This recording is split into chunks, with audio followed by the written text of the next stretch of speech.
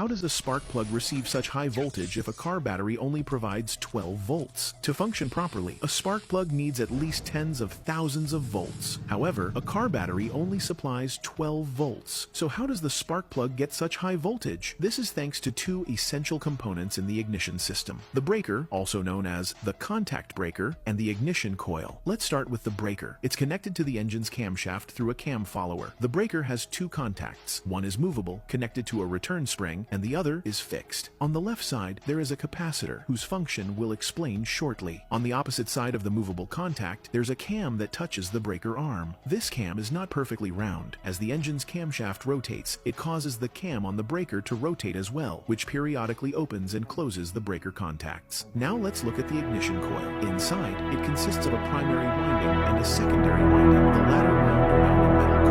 One terminal of the latter is connected to the ignition key, which then connects to one end of the primary winding. The other end of the primary winding connects to the breaker, forming the primary circuit. The secondary winding is connected directly to the spark plug, forming the secondary circuit, and the entire circuit is controlled by the breaker we mentioned earlier. Now, suppose the breaker is closed. The battery current flows through the primary winding, creating a magnetic field around it. When the breaker opens, the current drops suddenly, causing the magnetic field to collapse. This collapse generates a self-induced voltage of around 30 volts in the primary winding. At the same time, the changing magnetic flux through the core induces a high voltage in the secondary winding. If the primary winding has 30 turns and the secondary winding has 20,000 turns, and the self-induced voltage in the primary is 30 volts, then since voltage is proportional to the number of turns, the secondary voltage reaches around 20,000 volts. This high voltage is then delivered through a wire to the spark plug. The spark plug has a central electrode, which often contains a resistor to prevent damage from excessive current. Because the voltage is extremely high and could pose a risk to the occupants, the central electrode is surrounded by an aluminum oxide ceramic insulator which withstands high temperatures and voltages while providing excellent insulation. On the bottom half of the insulator, there's a side electrode made of iron, threaded so the spark plug can be securely installed at the top of the engine cylinder. There is a small air gap between the central positive and side negative electrodes. When high voltage is applied, the air in this gap is quickly ionized, resulting in dielectric breakdown and the formation of an electric spark. This spark ignites the air-fuel mixture inside the engine cylinder, pushing the piston and powering the engine. But there's one issue. The breaker opens and closes constantly with every engine cycle. This rapid switching causes electrical arcing between the contacts, which over time damages their surfaces. To solve this, the capacitor in the breaker absorbs part of the energy by storing electrical charge, which helps suppress the spark and protect the contacts. However, modern vehicles no longer use traditional breakers. Instead, they rely on electronic control units, ECUs, to manage the ignition system, allowing for much more precise and efficient ignition timing.